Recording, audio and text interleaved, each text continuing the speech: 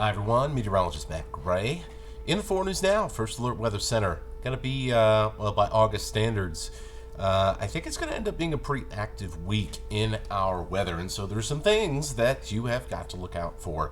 First of all, it's coming back. Hot weather, mini heat wave. Not as long as the last one, not as intense, but still we're going to see highs near 100 degrees in many places Monday and Tuesday. As we transition away from the hot weather, we're going to transition into what I think is looking more and more like a fairly stormy pattern. And this time, unlike the previous times we've had thunderstorms so far this year, we've gotten some rain, some beneficial rain along with it.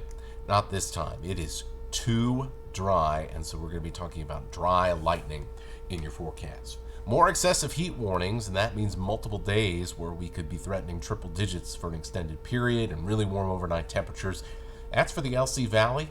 That's for Moses Lake, Ritzville, the Grand Coulee, Wenatchee, Lake Chelan, Omak, all the way up to the Canada border along the Okanagan River. Everybody else in a heat advisory. In other words, we're going to be a little bit less intense, but we're going to see some pretty warm 90-degree temperatures.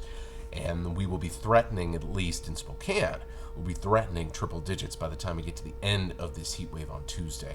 And we'll see some pretty warm overnight temperatures as well, so let in as much cool air as you can and get those windows open, because things are just going to get warmer from here over the next couple of days, with a low of 60 in Spokane and 61 in Coeur d'Alene.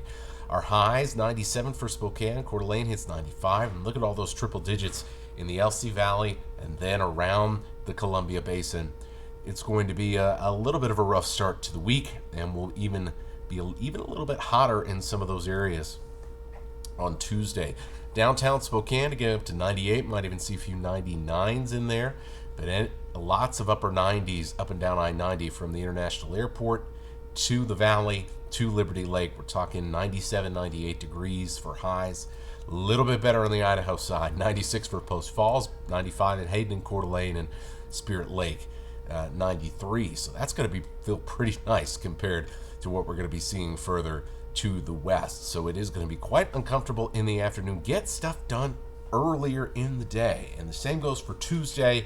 I have some doubts about whether we will actually hit 100 degrees in Spokane, but we're going to be really, really close, and I am not going to be the person that takes that down, because we may, even though we may not hit it officially, be surprising to me if we didn't see some part of Spokane get into the triple digits on Tuesday. Some clouds are going to be moving in with a stormier weather pattern. Dry thunderstorm chances both for Tuesday and for Wednesday around the region.